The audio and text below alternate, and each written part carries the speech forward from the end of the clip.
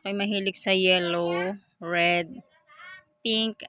Ay, so ayan. So ngayon ay kailangan ko munang ibukod kasi hindi ayan, hindi pa pwede ngayon magsuot dahil nga sa mamatay lang na aking mister.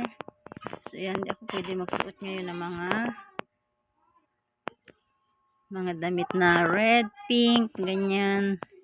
So ayan, mahilig talaga ako sa red, pink, yellow. So ayan o, ang dami. Ay nako. Ito yung ginamit ko na ako ay mag 50. Ayan. Ginamit ko na ako mag 50 years old.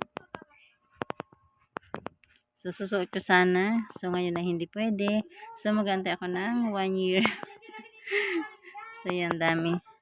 Red, pink, yellow. Yan talaga pinaka-paborito kong kulay. So yan o, kung makikita nyo, red, pink, at yellow. Minsan lang itong ganito. So yan, may ano pa to.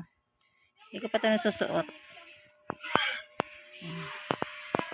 Hindi ko pa siya nasusuot.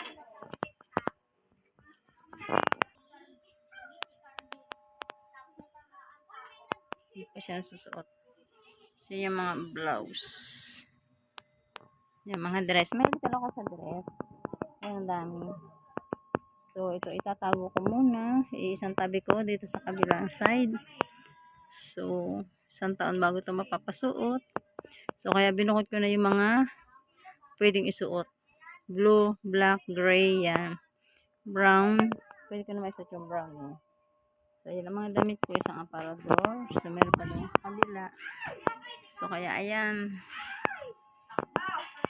Hindi ako makakapag ayan, ang paborito ko. Isang taong hindi maisusuot. Okay lang yun.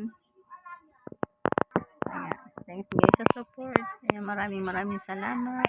So ngayon po ay talagang pasensya na po kayo sa akin. Kasi talaga napakahirap. Pagod na pagod ang katawan at ang isip.